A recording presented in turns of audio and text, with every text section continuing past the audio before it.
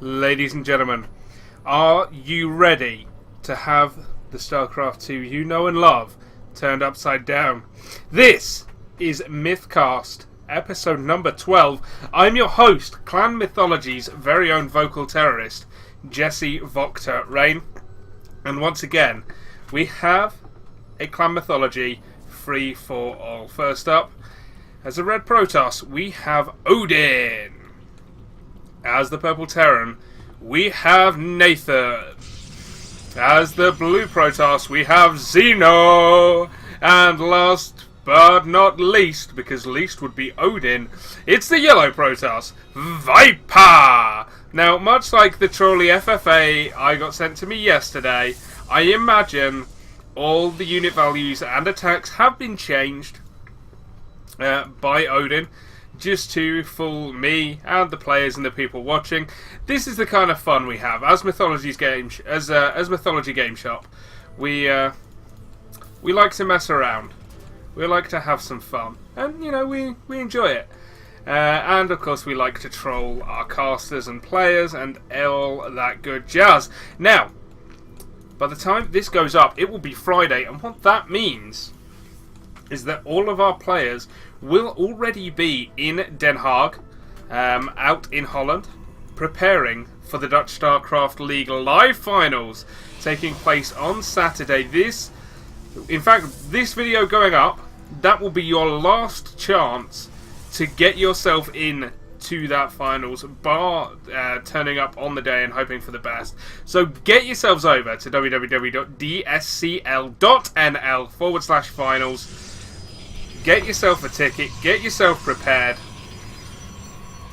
and go watch us absolutely smash the Team League.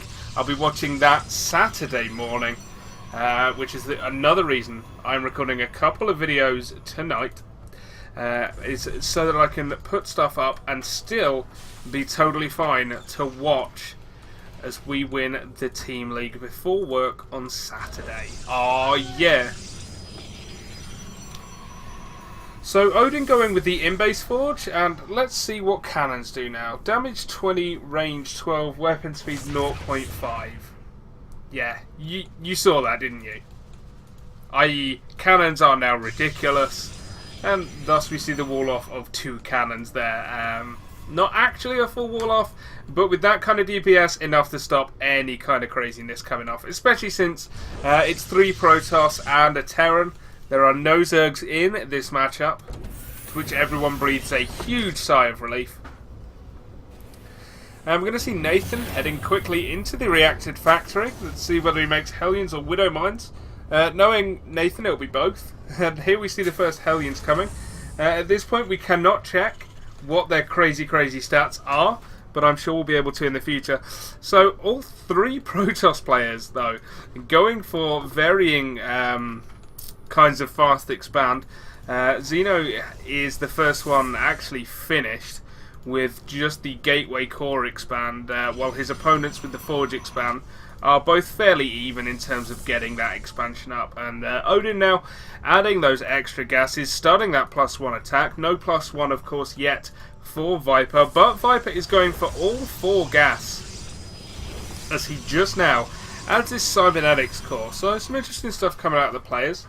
Xeno, well, not shocking to me that Xeno is getting the Mothership core out early. That's one of the things he likes to shout at me when we do our coaching once every 3 weeks. That's the kind of thing Xeno likes to do. He likes to say, "Hey, get a Mothership core, do it, or I'll be mad." And Romanian.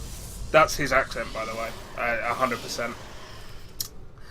But yes, Xeno is going Stargate. We can only guess the kind of craziness that will come out of these players. Viper, what are you going for? Well, at the moment he's going for nothing but cannons. Oh god, could you imagine a cannon rush with this? With a weapon speed of 0.5. And a range of 12. Look at that. Haha! But that medevac, he does not care. These Hellions are going to get dropped. 5 kills before anything else happens. Oh my word, would you look at that. The cannon does, though, Finally get rid of both of them. That cannon now... Sorry, all 4 of them. That cannon now with 5 kills, clearing everything up. But that was a lot of units lost there for poor old Odin. A lot of probes going down there very, very quickly. Nathan, a huge fan of that drop play, now looking to expand himself. Whereas Xeno, well, oh my god, look at that mothership course movement speed. Not entirely sure why he did... Ah, that's why he did that, because Nathan's got another medevac full of Hellions. And unfortunately it's going to get deterred from the front here as well, but there are no cannons in the back. Unfortunately for him, those cannons can reach all the way there by themselves, takes down the medevac, takes down all the Hellions. But we've got double Void Rays coming out of Xeno, with his 3rd base going up. Xeno looking to go for a very strong air toss composition. Nathan obviously only now expanding. He is going to be very much behind, but he does have this 200 range siege tank, which is kind of insane. And especially using the Vikings, if he just uses these for vision, like a couple of siege tanks will actually keep him safe from almost everything ground-based that can come. Oh, would you look at that Oracle movement speed. Oracle, look at that. Still having to be careful around those cannons, and does get taken down without doing anything worthwhile. And there's the scan, there's the siege tank hitting cannons from here.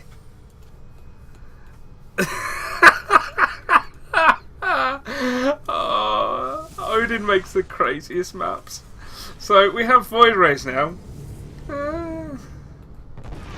Nothing insane done to the Void Rays. Obviously, you know, their attack is a little bit better from the looks of it. But, you know, nothing crazy.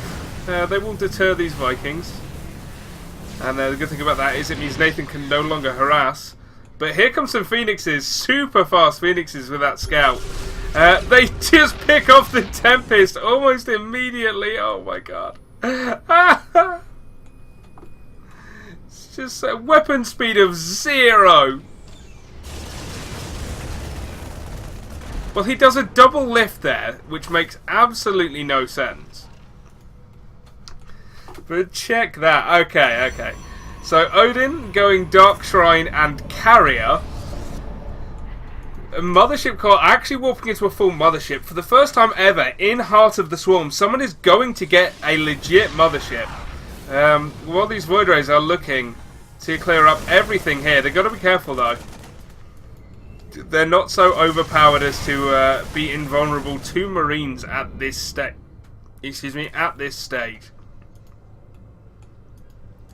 So it takes a long time for this to warp, man. 100 in-game seconds. So about a minute of real time nearly. And oh my god, he's also getting the interceptor launch. He only has 1 Stargate now. I honestly have expected more. I'd have expected nothing but carriers and phoenixes to be coming out, but there we go. And he blew up his own Stargate. What? What? Odin blowing up his own Stargate, but I do like the forward cannons, and there go the Phoenixes, damn near instantly. But Viper, as we can see, has 4 Stargates down. And they are producing nothing but carriers. So Viper going for an entirely carrier-based force here. These Tempests, I don't know how well that's going to do. I mean, a range of 500 is pretty good, gonna say. Weapon speed of 8. Yeah, a range of 500. He doesn't have to go anywhere. Like, these are siege tanks with range 200, and they were hitting over here. So, literally all he has to do is, like, get an observer here, and from the other side of the map, he could just pelt everything, including... Well, I don't know if that's air, actually. I don't know if that's the air attack or the ground attack, to be fair. Oh, yeah, it's only the air attack that's 500 range, so... No, that's fair enough. That's almost a decent change. But immediately goodbye to the first Thor. And I mean, the damage is not insane to the ground units, but Nathan just gave up. Bye, Nathan. Let's just all enjoy this for a bit. And just watch as the Terran gets absolutely smashed by a Protoss. Doesn't that feel good? Doesn't that feel amazing? Yes. Yes, it does. Meanwhile, Odin. Oh, Odin being a snicky boy. With his Dark Templar. I quite like this. Using the Mothership to cloak the carriers. And the Mothership, with that insane attack here in this game, with an attack range of 50. The problem is, the Interceptors did kill it pretty quickly. Here comes our first DT, which has a damage of 505. So we'll be killing these pylons in one hit as this attack continues. But those two carriers here, only one of Odin's, and that's going to be a problem. He does have extra Stargates, but it's a bit too late at this point.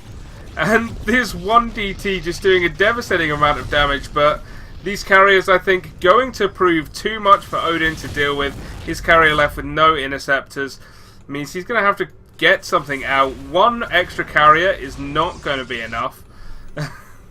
This one DT being amazing. There is no unit available for Xeno at this point to actually see the DT of Odin. But there we go. Odin defeated. All his buildings gone. Odin is forced to leave the game, meaning this DT is no longer a scary proposition.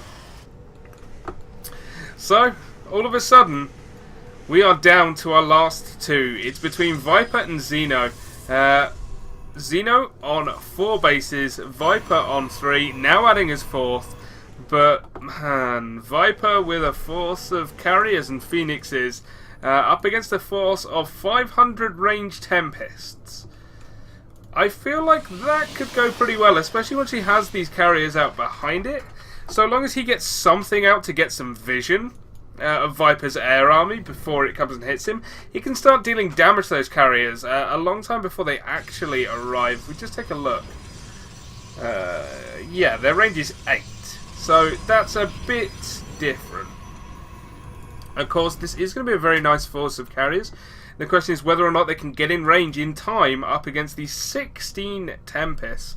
And now, Xeno actually expanding into Nathan's base because, well, Nathan is dead anyway. These SCVs aren't doing anything. So he may as well start to take these bases. And it means he doesn't have to get any closer to his opponent. But here comes the force of carriers and phoenixes! Immediately the gas goes down. The Interceptors start to take hits, but look at them as they maul that Tempest army!